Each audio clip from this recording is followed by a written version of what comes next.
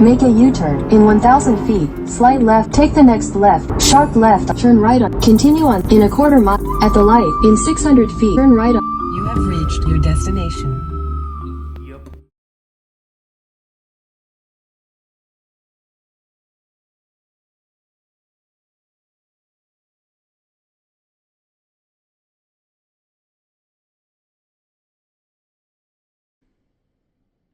Okay, so I just don't have time to wait for Paul Skinner to not get back to me, so I've ordered and finally received my foamies from Amazon.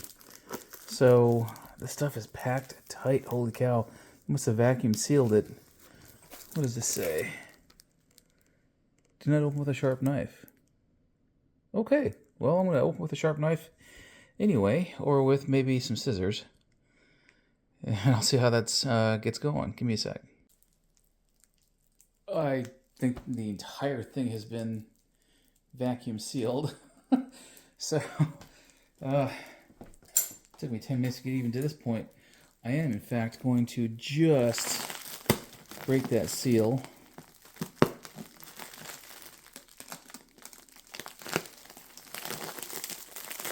Put some air in. And allow this to start expanding.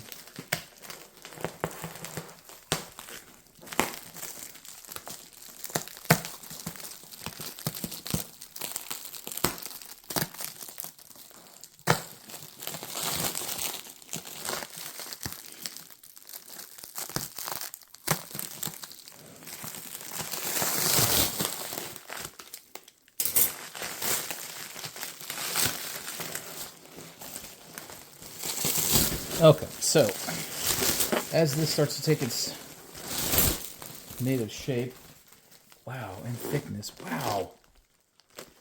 Okay, this is what I'm going to be using for the back. The other stuff that I'll open up in a sec is what I'm going to be using for the side bolsters. So I'm going to continue to take off this plastic.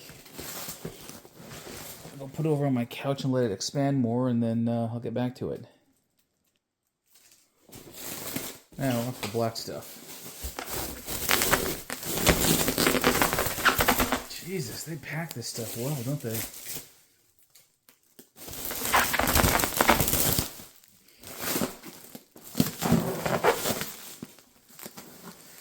This should expand into... Wow. I hope you can see it in real time like I am seeing it. This just expanded into 4 inches, and it's still going. Wow, just amazing. I don't have a vacuum packer, so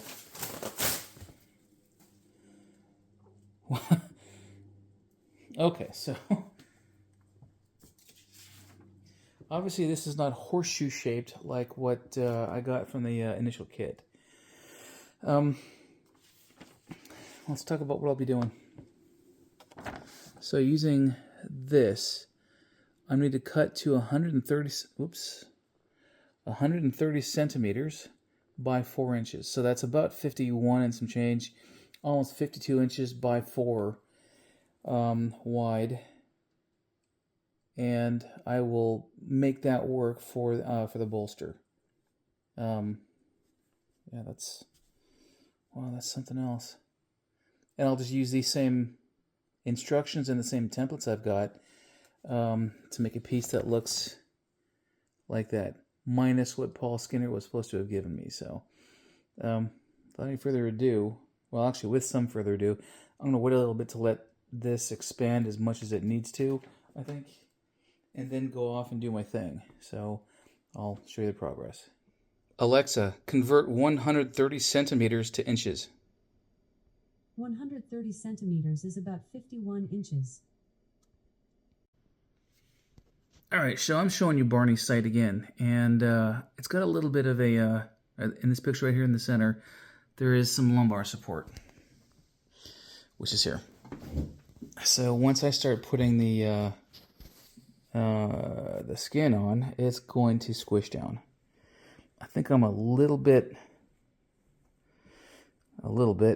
thicker than what it's supposed to be, I think. But I guess we'll find out sometime soon. In the meantime, what I'm going to start doing, you can see I've cut it out. It's a little inexact, but it's not going to show through the whole thing. I'm going to, what's what I'm looking for? Start working on the darn skin, so that it's on there. I've got something to think about though. Specifically, when the skin goes on, it isn't going to squish this down like it should. So I need to think about this. God damn it. I hate thinking. So I'm about to start in on sewing this to the frame. And I'm doing things a little bit different, and I wanted to show you how and why. Prior on the seat bottom, I did the same kind of a deal where I punched holes through the leather. I used a heated drill bit and then elongated it a bit more, so I could easily find holes through, etc. I bought these things, oh God, 8 or 10 weeks ago, and I forget what for now, but I'm going to use these on the backing of the seats to sew the whole concern too, so that I'm not reliant on seat foam or potentially stretchy web stuff that may stretch over time. I don't know. And I am considering redoing the seat bottom to use the same thing. So I was also using carpet thread, which did great deal. I'm out of it.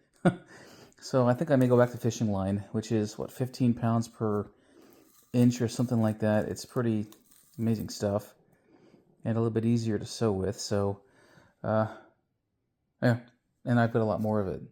A lot of it. Yeah, 15 pounds. There it is. Okay, well, without any further ado, here we go. Well, I'm done, and are you ready for the final reveal? That cord there is the heater, the back heater. Here it is. I may undo this side here and make it a little bit tighter, maybe later on, but I'm going to let this kind of wear in, stretch out a bit, and maybe redo it before I put my my seats in the car. This was a bear, absolute bear. The big round horseshoe piece I cut in half, and then I horseshoed it on my own with a steak knife and my blowtorch. So, yeah, I mean, I'm not displeased. It looks comfy as hell, kind of plush, doesn't it? Let me show you the back. And again, I'm thinking that this is going to wear in, but I'm going to let that go. Oh, and welcome to my kitchen, by the way. Here's the back. I've got the hammer there just to hold it up so I can make my big reveal, but you can see where I've done good use of those rods that I showed you throughout here, there. Naturally, for this seat kit, this thing doesn't fit like it's supposed to because it's not made for the MGB seats, right? Which is not a detriment or a bad thing. What I'm doing here, I'm happy with. I'll pause and show you what I had to do, which is here. And I show this, I guess, for anybody who might want to mirror my efforts. But I had to split this seam from about this point down, and then using, again, fishing wire to keep the seam right here together, and the super strength gray thread that I've got, the rest of the binding and so forth, as well as here. And I did the same thing here. You can kind of see some of that stitching that I did to keep this together quietly behind the scenes.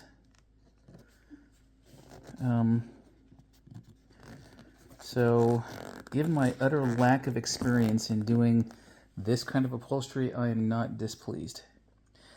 You'll see a little bit of a gap there, and I have a plan for that. I actually had a dream about this. How do I overcome and not show all these goddamn staples? So I may fold this under and tuck it under and stick it up and behind, and then using a piece of like material, kind of just gluing it on the back. Okay.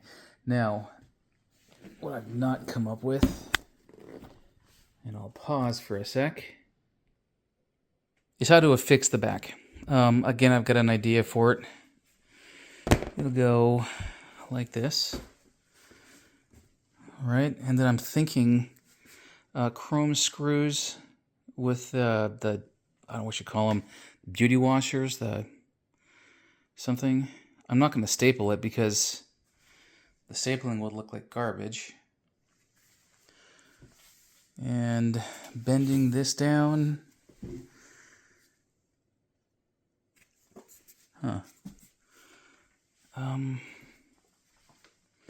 So this is made out of cardboard. And getting it to bend is going to be easy. I have a concern over the depth of the wood there. I may make some further tack strips on my own with extra material I've got, so that this backing has more to adhere to, screw into. But, like I say, bending this and curving this, and then screwing it all together. I don't know of any other better way. I guess I'll have to think about this. But again, this is the stuff that comes to me in dreams. So I guess we'll see. Yes. Indeed we shall. I'm going to call this a strategic win and finish up with this one seat. I've got probably, I think, 19 hours alone in just this one thing because I couldn't get the goddamn thing from John Skinner. I have been in touch with John Skinner. He finally emailed me back and said, we had a conversation and that I knew that I wouldn't be getting the horseshoe pads for the seat backs, which is bullshit. I'm displeased. I will give John Skinner his due in that he provides quality workmanship and quality materials. I am not thrilled by the experience I had with him, shall we say. So this is not a guy that I would do business with again. I know that Moss does the same kits and they're cheaper. And given what I've had to go the lengths toward in fastening and horseshoe pads and Amazon and yada yada yada, I would probably go with Moss again. Yeah, it's unfortunate. So I've not, yeah, I'll just put him on the list of don't do business with again. Oh well. But there we go. Still some more work to do, but again, I'm going to do that later. At some point, I'll start in on the next seat and get that going. So without further ado, I'm going to hit the pause, and I'm going to post this, and wish you all a fond weekend. That's Halloween, by the way. Well, what does that mean? A stack of old wheels and tires. There must be something. Ta-da! New. Unfortunately, the octagonal knockoffs that I've got are the wrong thread pitch, so I can't use them. It really sucks. I mean, it really does because they're awfully pretty. And these are the coarse threads, and what I have on my car are the fine ones. So I'll be selling these. So I've been asked a couple of questions about clearance and offset, and am I worried about, and yada yada yada. The way that the tires go over the hubs and what's left and suspension is the same as what was on there. They're just wider tires. Out that way. So, as you can see, R46, what did I get? I forget. So, anyway, looks really nice. Ignore the center knockoff. It doesn't look good, all dorked up like that. But I'll replace those, I suppose. Other one looks just as nice. Got the hiccups. I ate Mexican food for dinner. There's that one. And again, no clearance issues. And there's this one. Looks really pretty. No clearance issues. There we go. Wow.